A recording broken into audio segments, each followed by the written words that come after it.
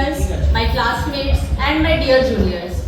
Today, we, the drama team of the 3rd BHMS, are going to present a special homeopathic drama which is inspired by Sharat Chandra Chattopadhyay's timeless work Darpo Chotto.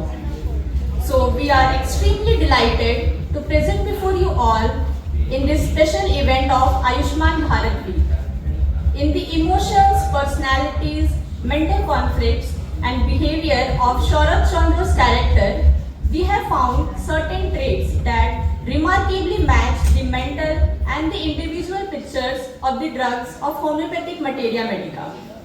So in today's play, we are going to see some of the characters from different perspectives, and each character will become a reflection of specific drug from homeopathic remedy.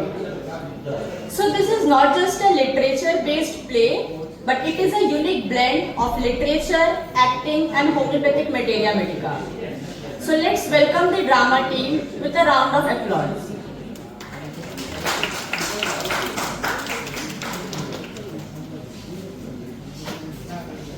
Indumati ও নরেন্দ্র স্বামী স্ত্রী তাদের ঘরে বসে আছে। Scene 1। Naren একটা খবরের কাগজ পড়ছে। ইন্দুমতি ঘরে প্রবেশ করল।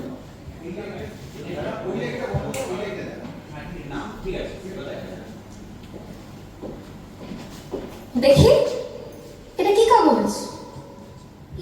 সেটা কবিতা। সরস্বতী স্বর্ণপ্রকাশ ছাপালো না বুঝি? আসলে ওখানে পাঠাইনি লেখাটা। কেন? পাঠাতে পারতে। ছাপবে না সেটা আলাদা ব্যাপার, কারণ ওদেরও একটা মাপকাঠি আছে, যা তা লেখা ওরা ছাপায় না। ঠিক আছে, নিজের লেখা নিজেই পড়ো। আমি ও বাড়ি ঠাকুরজির সাথে বায়োস্কোপ দেখতে যাচ্ছি। আমি এলাম, কিন্তু মেয়েটা ঘরে ঘুমাচ্ছে। বই পড়ার ফাঁকে নজর দিও। ঠিক আছে, যা। আমি কোনো কিছু করতে গেলেই কেন বলো তো এরকম করো? এতই যদি বুকের জ্বালা হয় আমাকে বলো, আমি বাবাকে বলে কিছু একটা উপায় করি। নরেন্দ্রর মামাতো বোন বিমলা ইন্দুর খুব ভালো বন্ধু। গাড়ি করে যেতে যেতে রাস্তার ওপারে গাড়িটা দাঁড় করিয়ে প্রবেশ করে ইন্দুমতি।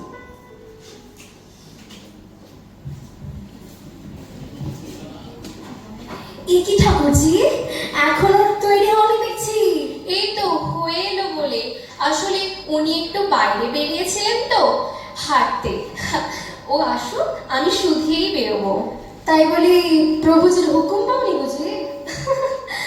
এই দাসীর আর্জি রাখা হয়নি। আসলে আর্জি রাখা হলেও যে মঞ্জুর হবে সেটাও আমি আশা করি। কেন ঠাকুরজি? আমি তো তোমাকে অনেক সময় আগেই বলেছিলাম। হ্যাঁ বলেছিলে ঠিকই, কিন্তু উনি অফিস থেকে এলেন, আমায় বললেন মাথাটা না কেমন ধরেছে। আমি বললাম একটু বাইরে দিয়ে হেঁটে আসো, ভালো লাগবে। তাই আর আর্জি রাখা হলো না। তুমি বসো না ভায়া, আমি শুধুই বেরোবো উনি এলে। কেন, কোনো দাসীকে দিয়ে বলে পাঠাতে পারোনি? তার কি আর উপায় আছে? আমাকে তো তাহলে তিনি বাড়ি থেকেই বের করে দেবেন। কোন সাহসে উনি করবেন এটা? এটা কোন আইনে আছে শুনি? কেন?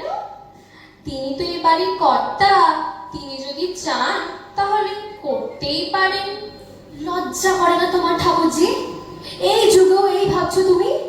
স্বামীকে মুঘল বাদশা আর স্ত্রীকে কৃতদাসী যেরকম ভাবতে হবে? জানি না বাবু, তোমার এই ঠাকুরজি তো মুখ্য মানুষ, পড়াশোনা তো কিছু জানে না। সব কিছু আমার যা আছে তা তো আমি আমার স্বামীর পায়ে বিসর্জন দিয়েছি। তুমি বল, তুমি কি ভাইয়ের আর্জি নিয়ে এসেছো? হুকুম আবার ওনার? আমি শুধু বলে এসেছি যে আমি একটু বেরোচ্ছি। আমাকে আটকায় এমন সাধ্য ওনার নেই। তবে হ্যাঁ, আমার মতো এত ভালো স্বামী খুব কমেই মানুষই পায়। তবে এমনটা যদি নাও হতো, তবে আমি ওদেরকে ভুলতে দিতাম না যে আমি তার সঙ্গিনী, সহধর্মিনী, তার কৃতদাসী নই। বুঝলে ঠাকুরজি, নিজের সম্মান নিজের কাছে রাখতে হয়, কাউকে দিয়ে দিলে কেউ দিতে পারে না।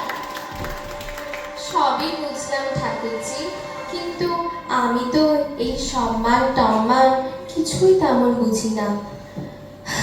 ওই যে উনি এলেন বুঝি, তুমি বসো না, এখানটায় বসো, আমি এক্ষুনি আসছি।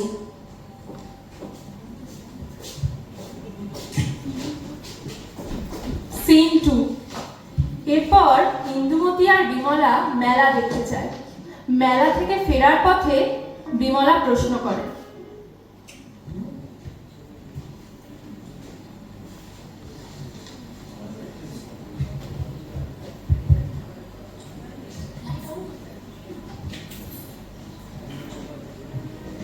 আচ্ছা ঠাকুরজি, যদি ঠাকুরপো তোমাকে অনুমতি না দিত? সে ঠিক আমি আদায় করে আনতাম। সত্যি কপাল করে একটা স্বামী পেয়েছো মায়ের, না হলে আজকালকার দিনে নিজের বউকে মাথায় করে রাখে কে?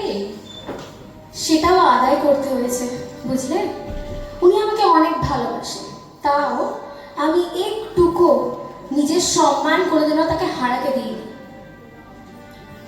সবই বুঝলাম ঠাকুরজি, এই সম্মান টম্মান আমি কিছুই বুঝতে পারি না।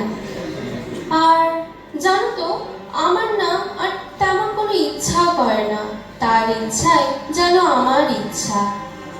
ছি ছি ছি ছি ঠাকুরজি, থামো থামো থামো, আমি আসছি।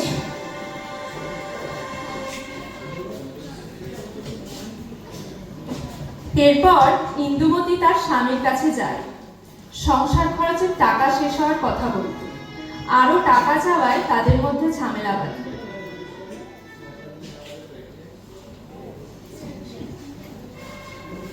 বলি, টাকা তো শেষ, সংসারে আরো টাকা লাগবে। টাকা শেষ হয়ে গেছে, কিন্তু আগের সপ্তাহে তো তোমাকে আরো 200 টাকা দিলাম, সেটা আবার কি হলো? কোথায় আবার যাবে? তোমাদের পেটের ভাত বানাতেই ফুরিয়েছে। আসলে শোনো, এতই যদি সমস্যা থাকে তাহলে নিজে সব করো, তাতে আমার লোক লজ্জার হাত থেকেও বাঁচি এবং তোমার নিজের মনেরও সন্তুষ্টি হয়। কিন্তু এখন টাকা আমি কোথা থেকে জোগাড় করবো? না পারলে বলো, আমার আমার কাছে তো এখন টাকা নেই। না পারলে বলো আমার দাদা মেদিনীপুরে বদলি হয়েছে, আমি সেখানেই চলে যাব। ঠিক আছে, এ বেলাটা ছেড়ে দাও, আমি দেখছি বিকেলবেলা আমি ঠিক জোগাড় করে আনবো। না না, এ বেলা নয় কেন, এই লেখালেখি আর দালালির ব্যবসা ছেড়ে দিয়ে আমার দাদার কাছে তো চাকরি করতে পারো, তাতে ভবিষ্যৎটাও একটু ভালো হয়।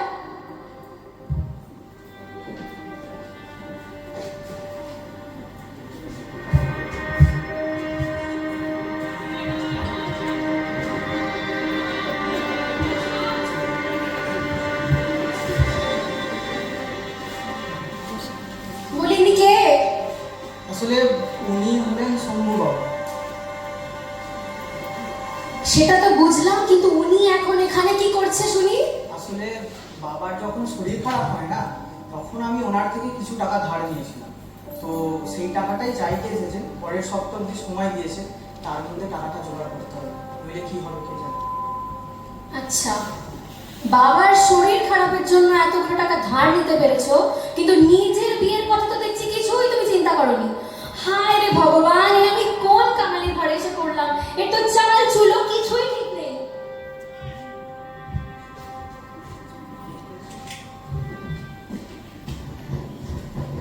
ইন্দুমতি তার স্বামীর সাথে সত্যি সত্যি কুরুক্ষেত্র বাঁধিয়ে দিল। কিন্তু হায় রে, এতগুলো সুতীক্ষ্ণ বাণ যার উপর নিষ্ঠুর ভাবে নিক্ষিপ্ত হলো, ভগবান তাকে কি অসহায়, কি নিরস্ত্র করেই না সংসারে পাঠিয়েছেন। প্রতিবাদ করার সামান্য সাহসও তার কাছে ছিল না। আজ সেই ইন্দুই কঠিন হৃদয় পাথর চাপা দিয়ে বলে,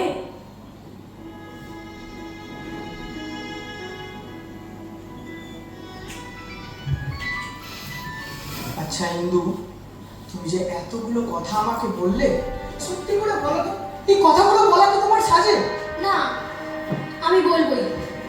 তুমি তোমার বাবাকে বলতে পারোনি যে তার জন্য তুমি এতগুলো টাকা ধার নিয়েছো? আমি কি করে বলবো? শম্ভুবাবু আমার বাবার বাল্য বন্ধু ছিলেন, তাই ওনাকে ভালোবেসে এতগুলো টাকা দিয়েছিল। আচ্ছা, বুঝলাম, সে তোমাকে জেনে শুনেই জলে ফেলেছে তার মানে। আচ্ছা, তবে আমি আর থেকে কি করব? তবে আমিও চলে গেলাম নিজের বাবার বাড়ি। তুমি থাকো নিজের বাবার শেষ স্মৃতি নিয়ে। যেও না ইন্দু,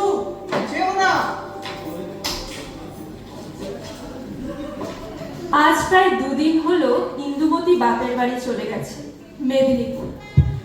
নরেন্দ্র শুয়ে শুয়ে ভাবতে থাকে, এমন সময় দরজায় আওয়াজ আসে। কে? বিমলা? হ্যাঁ দাদা। আয় রে, আয় রে বোন, বস। আজ অনেকদিন হলো রে, তোকে দেখিনি। বস। এ কি দাদা, তোমার এই অবস্থা, তুমি বোনটাকে একবার জানানোর প্রয়োজন মনে করলে না? আরে জানাবো কি রে, আমি ঠিকই আছি। আর দু একদিনে আমি ভালো হয়ে যাবো, এটা কিছু না। সে দেখতেই পাচ্ছি কেমন ঠিক আছো, উঠতে বসতে পারছো না। ডাক্তার দেখিয়েছো? আমাদের আবার ডাক্তার কি রে, আর আর কয়েকটা দিন গেলে আমি ঠিক হয়ে যাবো, আর কিছু হবে না। সে কি রে, ডাক্তার দেখাসনি? কবে দিয়ে এরকম? 7 দিন হলো হয়েছে। ও, তার মানে বউ সমস্ত কিছু জেনেই বাপের বাড়ি গিয়েছে? ছি ছি ছি ছি ছি, না না না না, বোন, ও কি ওরম করার ছেলে? হ্যাঁ, ইন্দু হয়তো সমস্তটা জানেই নি। আর আর যেদিন ও বাপের বাড়ি গেল, সেদিনকে আমি বাইরের বারান্দাতে বসেছিলাম, তাই হয়তো বুঝতে পারিনি। আর কিছুদিন আগে ও চিঠি মারফত আমায় জানিয়েছে যে ওরও শরীরটা খুব খারাপ। এই মুহূর্তে আমি যদি চিঠি জানিয়ে ওকে আমার অসুস্থতার কথা জানাই, তাহলে ও মিছিমিছি ব্যস্ত হবে। তাই ওকে আমি আর কষ্ট দিতে চাই না রে, আমি আর ওকে জানাইনি কিছু। এই ভোলা, কোথায় আছিস? পালকিটা নিয়ে আয় দেখি। বিমলা, তুই কি আবার আমাকে তোর বাড়ি নিয়ে যাবি ভাবছিস? কিন্তু আমার তো যাওয়ার কোনো ইচ্ছাই নেই রে। আমাকে 2 দিন এখানে পড়ে থাকতে দে, আমি এমনি ঠিক হয়ে যাব। সেই যেন হয় দাদা, তুমি যেন আবার সুস্থ হয়ে ওঠো, না হলে তোমার মতো দাদা হারালে আর কোথায় পাবো?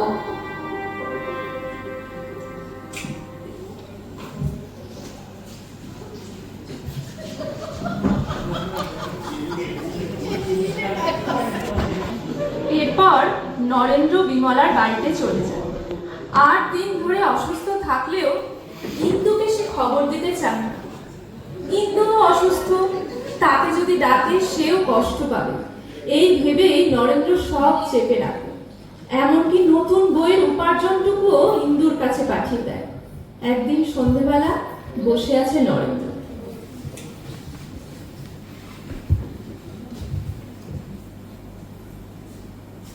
বসে বসে কি ভাবছো দাদা? আরে তেমন কিছু না, আসলে বসে বসে তোকে আশীর্বাদ করছি, যাতে তুই সারা জীবন এইভাবেই হাসি খুশি থাকিস। আচ্ছা সত্যি করে বলতো, হ্যাঁ, ওই দুপুরবেলা রাগ করে চলে এলি কেন? তুমি তো জানোই দাদা, মিথ্যে কথা আমার একদম সহ্য হয় না। মিথ্যে কথা কি রে? একবার একবার ইন্দুর দিক থেকে ভেবে দেখতো দেখি। হ্যাঁ, সেই বিয়ের পর থেকে ওই মেয়েটাকে কি আমি একদিনও সুখে রাখতে পেরেছি বল? অভাব এইসবের মধ্যে দিয়েই তো ও দিন দিন এগিয়ে যাচ্ছিল। সুখে থাকার জন্য ক্ষমতা লাগে দাদা। সে যে মেয়ে মাথার লক্ষ্মীকে পায়ে ঠেলে, তার জন্য তার কিছু করার নেই। আচ্ছা, তবে তুই বল, তুই কি কারোর সাথে ঝগড়া করিস নি কখনো? কে বললো তোমায়? ও বললো বুঝি? না না না, গগন বাবু কেন বলবে আমাকে? উনি বলেননি। সে তোমাদের মতো পুরুষ মানুষের সাথে ঝগড়া করে টোরে কি আর পারা যায়? শেষে তো সেই হাত পা ধরে। কে কে ওখানে? আরে আমি গগন বাবু। থামলে কেন বলো, কি বলছিলে? ঝগড়া করলে আর হাতে পায়ে পড়তে হয়? যে পুরুষ মানুষ লুকিয়ে লুকিয়ে কথা শোনে, তার আমি কোনো উত্তর দিতে চাই না। কিরে নমন, কেমন আছো এখন? ঠিক আছো? বোনের সেবাতে ভালোই আছি। এবার আপনি বিদায় দিলে আমি বাঁচি। এইরকম কেন বলছো? তোমার বোনের যা আদর করা আছে আমি তো দেখছি। যতজন এসছে এখানে সবাই একটাই কথা বলে, তুমি তো আর স্বর্গের মতো থাকো, কয়েকটা দিন তুমিও দাঁড়াও, তুমিও দেখো। নাহলে আমি এই ভালো রত্ন জুড়বে আমার কপালে, এটা তো আমি কখনো বুঝতেই পারছিলাম না। এই দেখো, কিছু উঠেই না সব সময়। এই বিমলা, একটা আপেল দিয়ে যাও তো, খুব খেতে ইচ্ছা করছে। খাবে হ্যাঁ তুমি? যাই।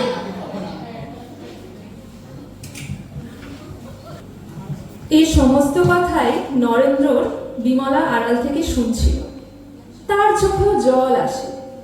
সে লক্ষ্য করে নরেন্দ্রর চোখও একবার জ্বলে ওঠে, আবার ছাই হয়ে যায়। 20 দিন পর ইন্দু ফিরে আসে স্বামীর অসুস্থতার কথা জানতে পেরে। ওষুধের শিশিগুলোকে বুকে জড়িয়ে ধরে তার চোখে জলও আসে। সব জানতে পেরে সে বিমলার বাড়িতে যায়। সেখানে নরেন্দ্র লেখা বিমলাকে উৎসর্গ করা বইটা দেখে বিমলার কাছে সবকিছু জানতে পারে। ইন্দুর মন কিছুটা গলে যায়। বাড়ি ফিরে সে লুকিয়ে নিজের সমস্ত গয়না বিক্রি করে নরেন্দ্র চিকিৎসা করায়, কিন্তু তাতেও স্বাস্থ্যের উন্নতি হয় না। শেষে ডাক্তার জানান নরেন্দ্রর শরীরটা ভেঙে পড়েছে, এখন তার হাওয়া বদলের দরকার। নরেন্দ্র ঘরে বসে আছে এবং ইন্দু কোণা থেকে তাকে লক্ষ্য করে এবং ভাবে, আচ্ছা, এমন স্বামী যে আমাকে এত ভালোবাসে, এত খেয়াল করে, কাল যদি তিনি আমাকে ত্যাগ করেন, আমি যদি তার কাছে গিয়ে দেখি তিনি আর না ভালোবাসেন আমাকে, কথা যদি না বলেন।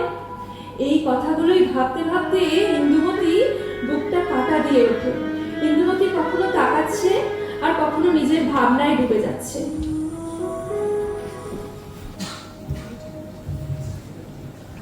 এই কমলা, যা তো তোর বাবার মাথায় একটু হাত বুলিয়ে দে তো।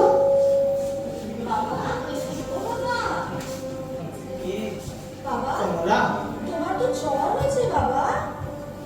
দেখো, তুমি জানো আমার জ্বর হয়েছে, কিন্তু কিন্তু তোমার মা কিন্তু জানলো না যে আমার জ্বর হয়েছে। বাবাকে তো জ্বর হয়েছে। চলে আয়। আসছি বাবা।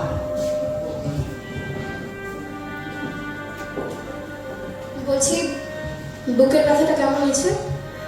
না, এই একই আছে।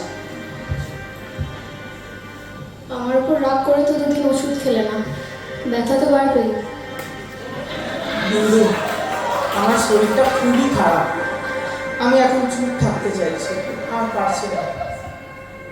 এই কথার এই উত্তর? প্রাণটা শেষ করে যদি ভাবো যে আমাকে শাস্তি দেবে, তবে ভুল ভাবছো। এই দেখো, আমার বাবা 10,000 টাকার উইল করে গেছে আমার নামে।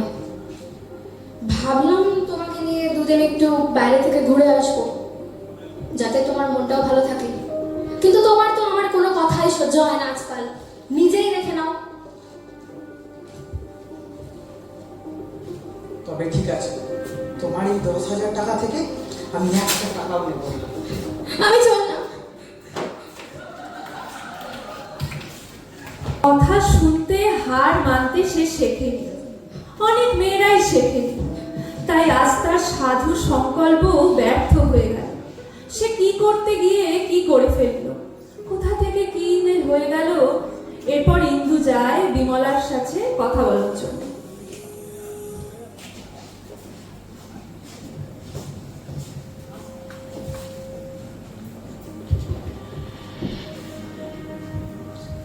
ঠাকুরজি, একটা কথা বলবো?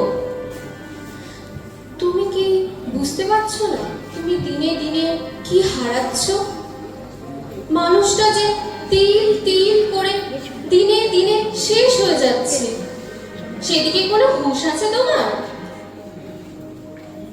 শোনো ঠাকুরজি, আমি চাইনি, আমি একটুও চাই না ওরকম ভালোবাসা। আমার বাবা আমাকে যথেষ্ট দিয়ে গেছে। যে আমাকে সম্মান করে না, আমি তাকেও সম্মান করি না। এখন বুঝছো না বউ, কিন্তু মেয়ে মানুষের স্বামীর ভালোবাসাটাই আসল হয়, সে ছাড়া যে আর পৃথিবীতে কিছু নেই। অত শত আমি বুঝি না বাবু, আমাকে পরামর্শ দিও না। আমি ঝগড়া করতেও চাই না, আমি থাকতেও চাই না। আমি গেলাম আমার বাপের বাড়ি। ইন্দুকে দেখে বিমলার চোখেও জল আসে। তার দুঃখ অন্তর্যামী বুঝবে। প্রায় 3 মাস হলো ইন্দু বাপের বাড়িতে। আজ বাড়িতে সকলেই হাসি ঠাট্টা আনন্দ করছিল, কিন্তু তার সেখানে যেতে ইচ্ছে করে না, কারোর সামনে দাঁড়াতেও ইচ্ছা করে না। নরেন্দ্র একবারও আসেনি, একটা চিঠিও লেখেনি। সবাই লক্ষ্য করেছে, স্বামী না আসায় ইন্দুর কষ্ট সবাই বুঝবে, কিন্তু তার চেয়েও বড় ভয়ানক লজ্জা যে স্বামী তাকে ভালোবাসে না। এই সত্য স্বীকার করার চেয়ে মৃত্যুও সহজ। এই কথাটা ইন্দু আগে বোঝেনি। ভ্রূণ হত্যা যে নরহত্যারই মতো, এ তো কেবল লুকিয়েই রাখা যায়। অথচ কলকাতা থেকে আসার আগে সে নিজেও তার স্বামীকে অপমান করে বলেছিল, প্রতিপালনের ক্ষমতা না থাকলে বিয়ে করেছিলে কেন? এখন মনে হয় এতদিন স্বামীর ঘরে বসে যে অহংকার নিয়ে তাকে অপমান করেছে, তা যেন চোখের আড়ালেই ভেঙে চুরমার হয়ে যাচ্ছে। সেই ভাঙা অহংকার নিয়ে সে কিভাবে আবার দাঁড়াবে? শেষে মেয়ের অসুস্থতার কথা জানিয়ে ইন্দু কলকাতায় ফিরে আসে। ইন্দু কলকাতায় ফিরলে মেয়েকে কমলাকে বাড়িতে রাখে এবং চলে যায় বিমলার কাছে, ওর বাড়িতে।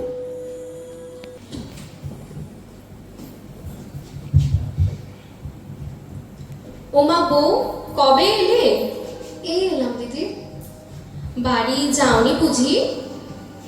না, মানে কোনো রকমে কমলাকে বাড়িতে দিয়েই চলে এসেছি, ওর জন্যই এসেছি, নয়তো আসতাম না। না এলেই মনে হয় ভালো করতে। তোমার তো আর এখানে কোনো কাজ নেই। কেন কেন ঠাকুরজি? সেসব ছাড়ো না ঠাকুরজি, তুমি আর বরং যাও, হাত পা ধো, জামা কাপড় ছাড়ো। আর যে খবর আজকে শুনলেও সেটা, আর দুদিন পরেও তাই। না ঠাকুরজি, না শুনে আমি তো যাব না। তিনি বেঁচে আছেন তো? কি হয়েছে তার? বলো দিদি, বলো। আহ ঠাকুরজি, তুমি এখন যাও না। তোমাকে শুধু একটা কথা বলতে চাই, ও বাড়িতে আর তোমার জায়গা নেই, কোনো স্থান নেই সেখানে আর। তিনি কি বিয়ে করেছেন ঠাকুরজি? ছি ছি, বিশ্বাস হয় তোমার? না, মানে আমি যত বড় অপরাধ করি না কেন, তিনি এরকম করতে পারে না। তবুও আমার তার পাশে কেন ঠাঁই হবে না? বলবে না ঠাকুরজি? তোমার সেখানে আর কোনো স্থান নেই ঠাকুরজি, স্থান নেই। শম্ভুদা দাদাকে জেলে দিয়েছিল, তারপর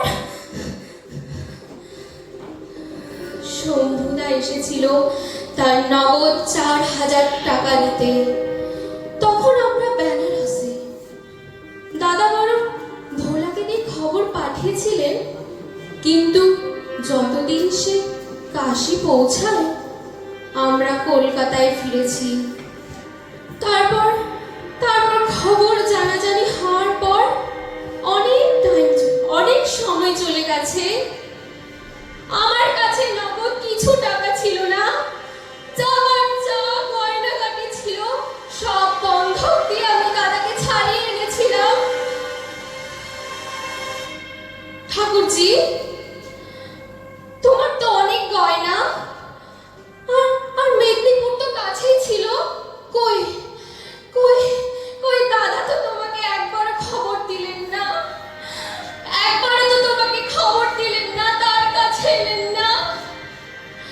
বলছি অনেক তো সুখ দিলে তাকে, এবার একটু মুক্তি দাও, মুক্তি দাও, মুক্তি দাও। তুমি বড় সুখে থাকো, আর তারাকেও সুখে থাকতে দাও।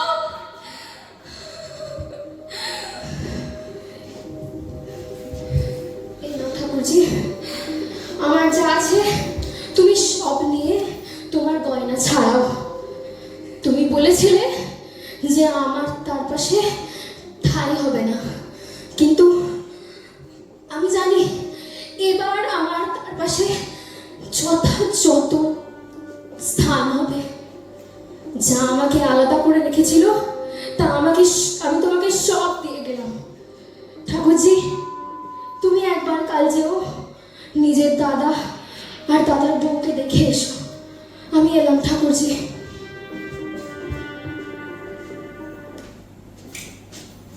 গাড়ি না নিয়েই বেরিয়ে যায়। বিমলা চোখ মুছতে মুছতে দরজার কাছে এসে দেখে ইন্দু আস্তে আস্তে চোখের আড়াল হয়ে যাচ্ছে। আর মাটিতে মাটিতে তার সমস্ত দর্প চূর্ণ হয়ে ধুলোয় মিশে যাচ্ছে।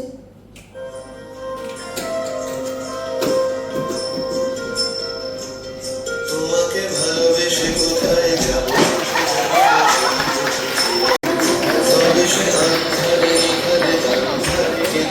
This story beautifully portrays the pride, relationship, misunderstandings, and the realization that actually follows when the arrogance is finally shattered. So now let's welcome our performers on the stage. First, Indumati, performed by Shreyoshi Paul. I would like everyone to please guess the drug name that she performs here.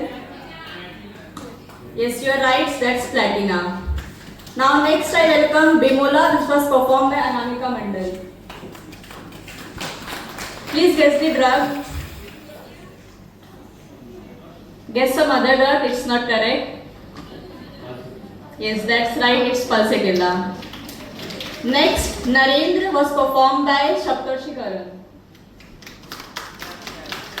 Guess the drug? No, that's not the correct. No, once more, please guess once. Let me say the correct, it was Natramune. The last one, Gagan Babu, which was performed by Priyanshu Raj. That's the right ending that. At the end, I would like to extend our heartfelt thanks to the stage presentation by Suman Kumar, Lightman Pawan Yadav, and Ishani as the narrator.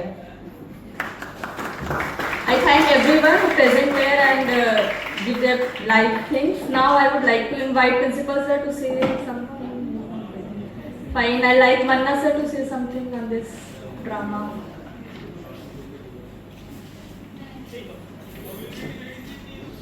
Carbon dioxide সত্যি খুব সুন্দর perform করে, এর আগেও করেছে। একটা অল্প সময়ের মধ্যে ওরা এত সুন্দরভাবে যে ড্রামাটা করলো সেটা সত্যি মানে শুধু ওদেরকে কনগ্র্যাচুলেশন এইসব বলে হবে না, সত্যি ওদের এফোর্টটাকে আমরা আমাদের মন থেকে আর কি বলছি যে সত্যি খুব ভালো হয়েছে। আগে তো অ্যাটেন্ডেন্সটা পাস করা, ঠিক আছে। তো যাই হোক, আজকের প্রোগ্রাম আমার মনে হয় এখানেই শেষ হচ্ছে ড্রাগ ড্রামার মাধ্যমে। তো আমাদের আরও কিছু প্রোগ্রাম আছে পরে, যেগুলো আছে বিভিন্ন ক্যাম্প আছে, মেডিকেল ক্যাম্প। তো থ্যাংক ইউ সবাইকে এই প্রোগ্রামে থাকার জন্য, ধন্যবাদ।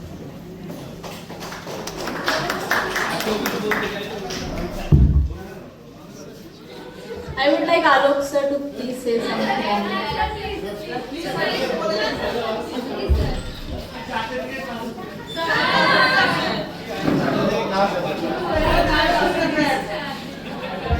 না, এদের সম্পর্কে কি বলে, এরা তো সবসময় খুবই ভালো করে, আর এরা অ্যাকিউট মেডিসিন হিসাবে কাজ করছে কি বললেই সঙ্গে সঙ্গে কাজ লাগিয়ে দিচ্ছে। কালকে বা ডে বিফোর ইয়েস্টারডে এদেরকে বলা হয়েছিল এই নাটক স্যাটারডেকে, আর এই দুদিনের মধ্যে এমন নাটক নামিয়ে দিচ্ছে এরা, মানে অল আর মানে বিয়ন্ড এক্সপেকটেশন এন্ড ওয়ান্ডারফুল।